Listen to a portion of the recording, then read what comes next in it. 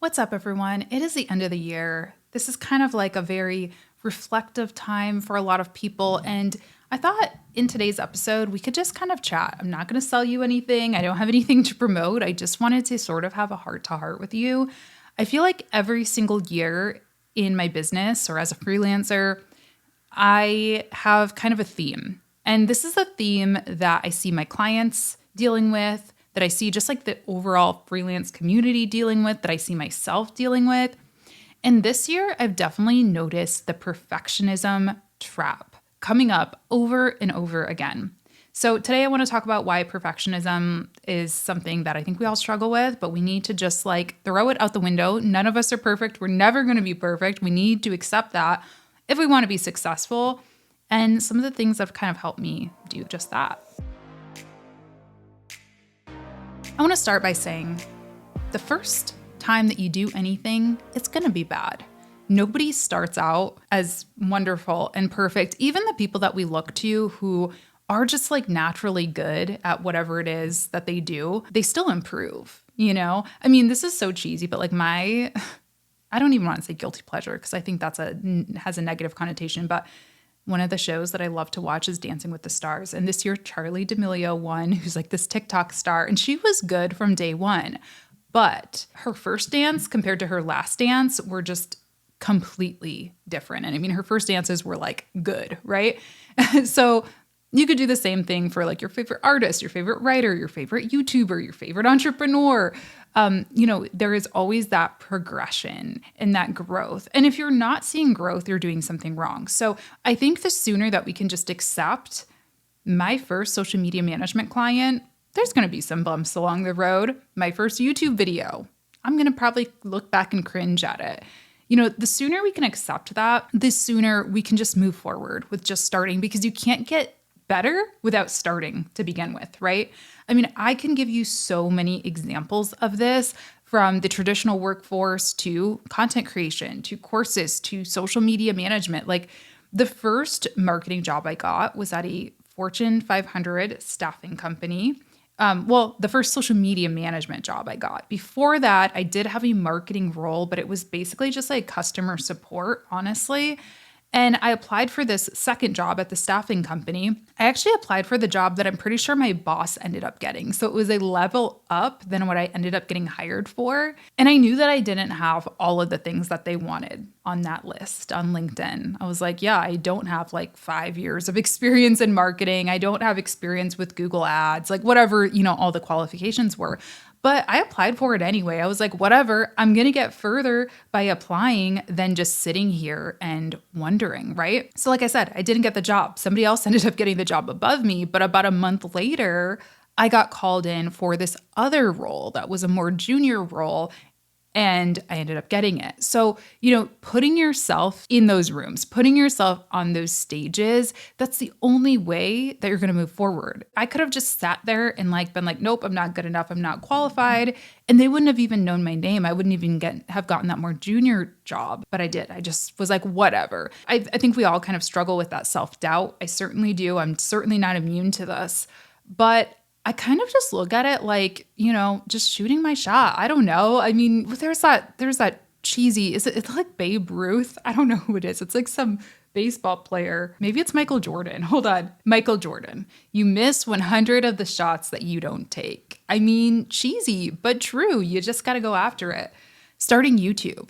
Get this question a lot. I always talk about how powerful content can be, and that also it is a long game. So you got to start if you want to see results in a couple of years. You kind of got to start now because it isn't an overnight thing. I think overnight success is becoming a little bit more realistic with platforms like TikTok and stuff nowadays, but it's a grind for most people, and especially a platform like YouTube. So you just got to start. And I think I was actually pretty lucky when I started in that I didn't even know what was possible. I didn't really understand what YouTube was. I knew it was a website that you could watch videos, but I definitely didn't know that there was this whole ecosystem behind it. I didn't know people got paid. I didn't know any of that pressure. So I think I was kind of lucky in that sense, because I know a lot of you do know the potential of YouTube now when you have these goals, or, replace YouTube with whatever it is that you're striving for, right? When we know too much about it, sometimes it can kind of put that pressure on.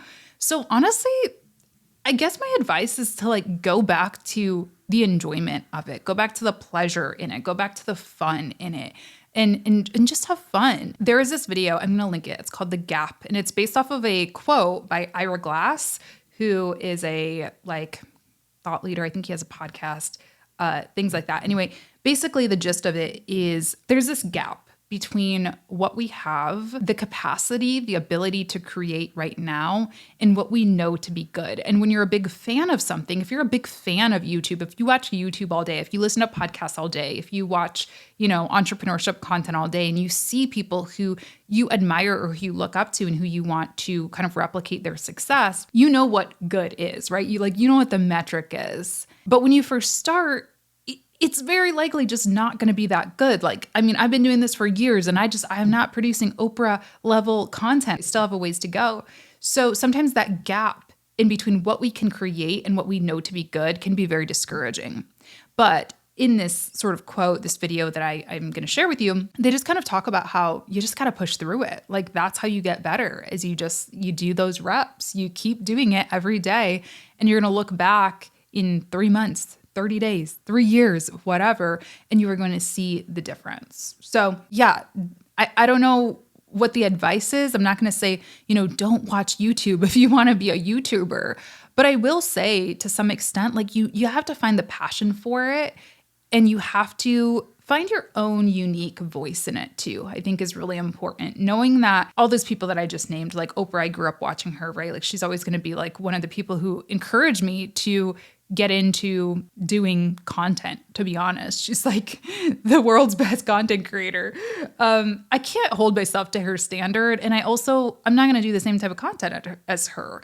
I'm going to find my own unique spin on it. Currently, I'm sucking at TikTok. Like that is something that I've kind of just committed to sucking at for maybe like a year or something. I don't know. I guess it's been a little bit over a year since I've been on TikTok, but maybe I'll give it a couple years. But yeah, I don't know what I'm doing over there. I don't know if I like it. Some days I like it, some days I hate it. You just have to play. You have to play. You have to get your hands dirty. Even now, like I feel like I still suck on TikTok, right? I'm like, oh my gosh, I'm so bad. I'm so behind. The gap. I'm definitely in that period where I see the gap. I see the people who are crushing it on TikTok, and I'm not one of those people, and I feel too old to be on that platform and all these things. But even me, when I look at the videos on TikTok that I posted, a year ago when I first started, I'm like, oh my gosh, what was I doing? Why did I start each TikTok by saying, hey guys, what's up? Like, so you guys asked me stop. Like, that's so annoying. That is not how you do a TikTok, So I'm seeing the growth already, even though it doesn't feel like there is growth.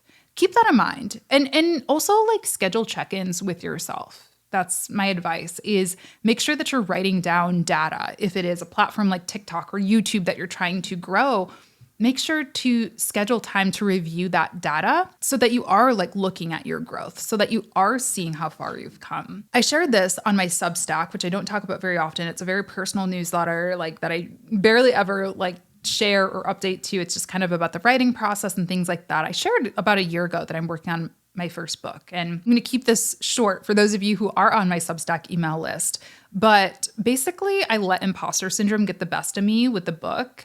I love what I wrote. I feel really good about it. And I love it so much that I was like afraid to put it out into the world. And I was afraid to open myself up to any other characters involved, right? Meaning like hiring an agent or finding an agent, finding a publisher. It just really freaked me out. So much so that I pretty much like just removed myself from that process. And I didn't touch my agent emails. I didn't touch, my book proposal for like months. And something really funny happened where it's not funny, it's embarrassing, but I basically blew off an agent who was interested in the book because I was too like afraid. Like, I don't know, like I was too afraid to open the email. I thought it was going to be rejection and it wasn't. So I'm just saying that to let you know that you're a lot more qualified than you think you are. Your best does not need to be perfect. Like, the imperfections sometimes are what make you unique.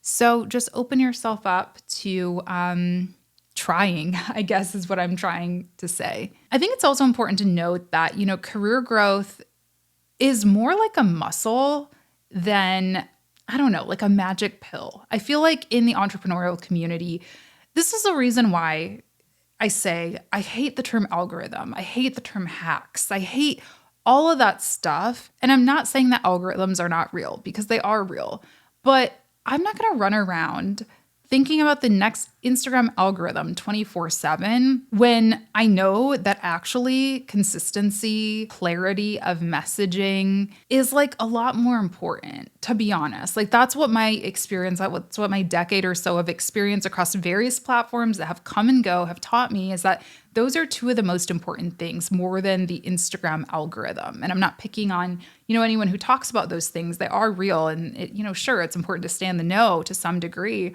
but nothing really compares to consistency and clarity. And I think if we just start thinking about career growth as a muscle, as something that we build up, that we get reps in about, hey, I'm going to post something every day. I am going to write every morning. I am going to take on, 5 new clients this quarter.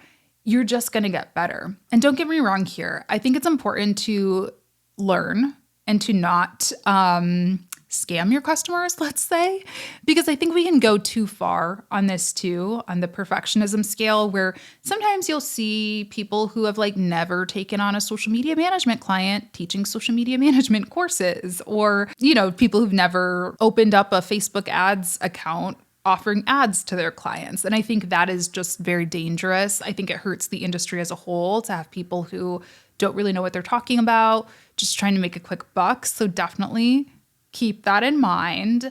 But I think most of my listeners and viewers tend to be far more on the other side, where we feel like we have to know everything. I can't tell you how many times I hear people say, I don't know how to do ads, so I can't be a social media manager. And let me tell you a little secret. I was in corporate. My last role actually was a social media ads manager at a Fortune 500 staffing company. I barely know how to do ads. I'm going to keep it real with you. I'm going to keep it real. I got pretty good at running ads for that specific niche, for that specific industry, for LinkedIn and Facebook. But that's about it. I barely even ran Instagram ads for that company. I think we tried like one Snapchat ad back when Snapchat was really popular. I've been being a social media manager for a long time. I, in fact, had good jobs for corporate companies as a social media manager, and I wouldn't say I'm an expert. And it's just funny because we kind of sometimes try to like find reasons why we can't do something. But what if instead of finding reasons why we can't do something, why we couldn't do something, we looked at the reasons that we could? Sure, you don't know how to do ads, but do you know how to create content? Do you know how to write copy? Do you know how to schedule posts? Do you know how to come up with content ideas? I mean, these are all skills. These are all jobs in and of themselves. So just write out that list of things that you can do, that you do know how to do, instead of what you don't have. And I feel like I'm having deja vu here because I know I said this in a podcast recently, but think about the possibilities rather than the things that you lack. That's abundance mindset, really. Think about what you can do, what you do have versus what you lack. I think that's just kind of like optimism, or like I said, abundance mindset in a nutshell. That helps me so much in life in general, even if I'm just having a bad day. Okay, well, my head hurts, but I also have like this roof over my head and these loving people in my life and, this amazing community of people and all these other things. So maybe my life isn't that bad because one day out of 365, I have a headache, right? So try to think of your career that way too. Why should you apply for this versus why shouldn't you? I like to talk about taking messy action a lot, and I'm going to challenge you to take messy action in today's episode. That's really my goal with this. Like I said, I had this very loose rambling of thoughts, not really a formal outline, but I really just want to encourage you to take messy action because that's what's gotten me here. Honestly, I had no idea what I was doing when I first started my freelancing profile on Upwork. I had no idea what I was doing when I first created my first YouTube video, when I applied for my first corporate job. Like, I had no idea. I just saw something interesting that I wanted to try. And none of this is really permanent. I mean, I guess if you're talking about tattoos or something, but like even tattoos aren't permanent anymore. Really, but do please think about your tattoos. I say this as a person with a hand tattoo. Think long and clear about them. But anyway, career decisions, offers that you come up with, YouTube content, niches, none of that stuff is really permanent. You can always delete it. You can always take it down. Sure, the internet is forever. Don't put something out that's going to be like offensive or that's, going to hurt you in your career long term. But if it's just about, oh, I didn't like the lighting or I changed my mind about the niche I want to talk about, just take it down and start over. So take that messy action. Just move forward. This is something that actually my mom used to talk about when I was like, first entering the career field and I was working, retail in college and things like that. She was just like, as long as you're like moving forward, like, it was never about the dollar amount or the job title. It was just like about, am I moving forward? Am I moving up, I guess, the ladder in some degree? And I think even further than just moving forward, it's just keep moving. Don't just stay stagnant for too long, even if that stagnancy is in a really good place. If you are super, super successful, I feel like I can do that for about 3 months of like, all right, I feel like I'm in a really good place. Let me like breathe for a little bit. And then I start to get bored, or I might not even feel bored, but there's just this drive inside of me that's like, next level, next thing, try it. Writing this book, like for me, that was like next level, like, and that is next level. And I feel like even just putting it out into the universe has helped open me up to a new level. I've gotten speaking gigs that are like career highs for me. By the way, did I mention to you that I'm going to be speaking at Social Media Marketing World this year? I mean, if you know, you know. If you know Social Media Marketing World, you know that it's a really big deal. LinkedIn Learning called and asked to do courses with me. Now, they don't know that I'm writing this book, but I feel like I just started showing up as this different version of myself. As weird as that might sound, I just started showing up differently by leveling up in that way. So move, like keep moving forward, but keep moving in general. The book Winging It by Emma Isaacs, I've talked about that before as well. That one really helped me because, she's just like super successful, she's like where I want to be in 10 years, right? She has this like super successful business. She's a published author multiple times now, I think. She has this family. I personally don't want children, but like, she has like a successful personal and family life and things like that. And her book is all about how like she has no idea what she's doing half the time. And I just found it so refreshing. And I say this to people all the time. If I didn't have Google, I don't know if I'd have a business. I'm keeping it real. YouTube, I don't know if I'd have a business without YouTube, not just from like a content perspective, but from a research perspective as well. Nobody knows everything. Nobody. I don't care who you are. I don't care if you're Jeff Bezos, if you're whoever. These people did not know everything. In fact, a lot of them don't know a lot. The more that I go into rooms with important, powerful people, I realize like, and this is not talking down on anyone, but it's just like, we're all just kind of figuring it out. So, I'm just encouraging you to put yourself in the ring. That's what this pep talk is about. Just try. What is the one thing that you really want to do next year, this year, a week from now, whatever? Write that thing down. What is it? Feel it. Envision it, visualize it for yourself, put it on the vision board. Sure, that's a good first place to start. But I'll tell you why a lot of vision boards don't work. It's because they don't have that action. They don't have that follow-up written down on them as well. It's just kind of like, I'm going to think about these things and I'm going to manifest it. And I'm not hating on manifestation. I'm sure, whatever. I believe in it to some extent, but like I believe in it because you move, you put forward energy to make it actually happen. You put it on the calendar. If you want to write a book like I do, I put for the first 6 months of 2022, every single morning, I had a writing block and I still write every day. I'm not as rigid about it now that those muscles have been trained. But in the beginning, I just had a writing block on my calendar. Nobody could schedule over it. I guarded that with my life. That was me putting forth energy, putting forth time and dedication to it, not just manifesting it, not just saying, I hope a publishing deal falls into my lap. It was me buying books, me doing research, like all of these things, right? So think about whatever that thing is for you and then put it onto the calendar. Get an accountability partner if you need to. Join an accountability group, like whatever you need to do to make it happen, but make sure that you put that movement, that motion behind it, even if it feels messy. Some action, sloppy action, messy action is better than no action. I promise you this. If I've learned anything over the years, it's definitely that. So anyway, just a little pep talk today. I don't know. Do you like these random ranty episodes? Probably not, but let me know if you do. And thank you so much for tuning in. I'm wishing you all the very best. And if you did enjoy this episode, please be sure to leave me a comment on YouTube or on Spotify. You can also follow the podcast on all the podcasting platforms. You can subscribe on YouTube. And I think that's about it. Oh, rate a review if you don't mind. Actually, you know what? I want to do this thing. I heard this on another podcast. If you listened all the way to the end, you're getting a secret little giveaway. I want to buy you a coffee. So if you want to review the podcast on Apple Podcasts, screenshot your review and send it to me on Instagram. DM me at the Latasha James. And I will choose a random person and I'll send you a coffee gift card. Just a little treat to go along with your pep talk. Okay, thanks so much for watching. I'll talk to you next time. Have a great rest of your day. Bye-bye.